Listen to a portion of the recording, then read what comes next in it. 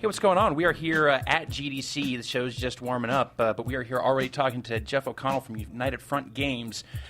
Jeff, how you doing? I'm good, thank you, Ryan. You guys are here showing off true crime, just true crime. Just true crime. That's right. So, for those who don't know, this is now the third game that Activision has published to bear the true crime name. But you guys are kind of trying to reboot the series a little bit here. We are. It's a new team, United Front Games, new tech, and we've treated it like a new IP. So the big thing that we're carrying across is the cop aspect. You know, that for us it was the key differentiator with the series. A lot of open world games, you're a superhero.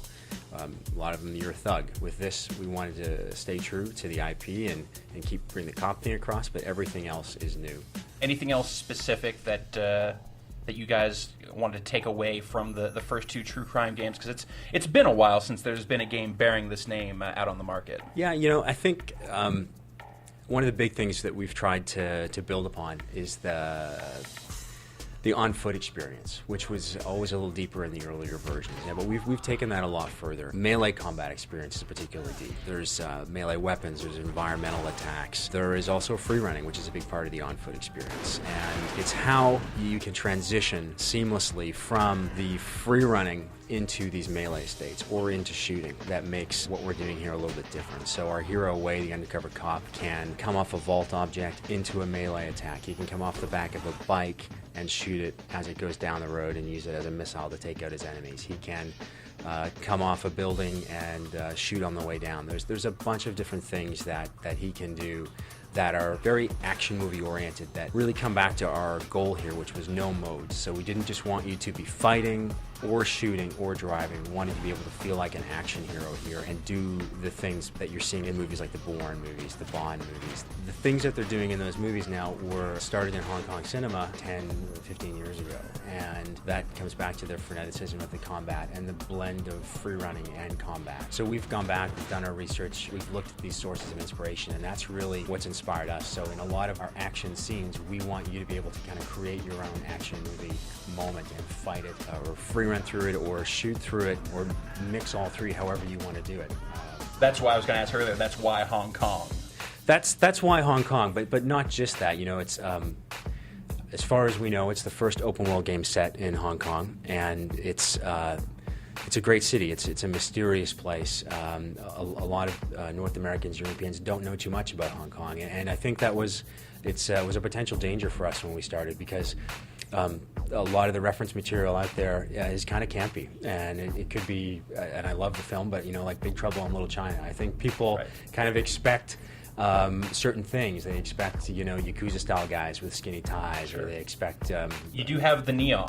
We have the neon. It's very bright. The game is very bright, as you can see, and that's a function of Hong Kong. So, you know, we looked at these sort of sources that I think were what people expected. We decided to go against that. We went to Hong Kong. We did the research. We took over 27,000 photographs and a ton of video. And the city is not an exact recreation of Hong Kong from a street-to-street point of view, but we've been inspired by the real Hong Kong. Tried to create something that is entirely tuned for gameplay, whether that's on foot or driving gameplay. A lot of the team is from Need for Speed, so the driving experience will be awesome in the game. Great driving roads up and down, and that is visually, architecturally, and in terms of density also inspired by Hong Kong. The other side of the research is actually going there, talking to ex-cops, talking to ex-Triad members, and that's something that we're very fortunate to have been able to do, and it took a long time for them to trust us. Sure, I was going to say, like, how sketchy were some of those meetings? You know, they never got sketchy because the Triads were extremely professional about opening up to us, and it was really over a matter of even more than a year where they got to know one guy, and when they felt that they trusted him enough, they let him see the sort of inside of their organization. And you know, he didn't see anything nefarious or anything he was at a conflict of interest, but you know, he heard about some things, he saw the outside of these operations, and a lot of the stories that he was told have worked their way into the game with the facts being changed. Now, just the open world criminal action game genre, just the kind of feel that you guys are approaching, it's pretty high stakes. Yeah, it is. You know, there's a lot of, you know, very strong competition here. What is it that you're hoping to kind of bring to this genre and elevate it with true crime? When we set out to do this, because the stakes are so high, we wouldn't have tried it if we didn't think we could, have a competitive product. And I think we started with the core mechanics, being able to pick up the controller and fight or drive or shoot or free run and have that feel really good and easy and fun.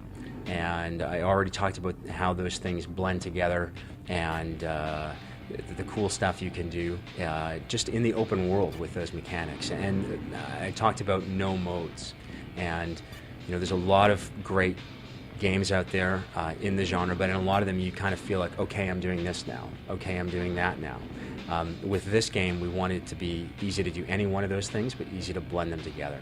And so we're confident that whether you're free running in the game, or you're driving in the game, you're shooting in the game, or you're melee fighting in the game, that those experiences will feel good and that the blend of those things will feel great. The other big part of it is, and this is, the genre has gotten so competitive in this area, is just the story and the dramatic arcs of these games. And we've made a special effort to be competitive there. And a lot of it comes back to what we already spoke about, which is doing the research, finding out how the cops in Hong Kong work, how the triads in Hong Kong work, and adding those elements of realism to the story. And it's also about creating great characters, because so many of the games out now, you may not even like the main character, but you love the supporting cast. And we've made an effort there as well, not just because it's a requisite, but because we think, and some of the times it's inspired by people we've met in Hong Kong, that there are just a ton of great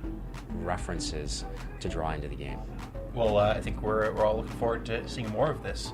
Thank you very much for your time, Jeff. It's been a pleasure. Thank you.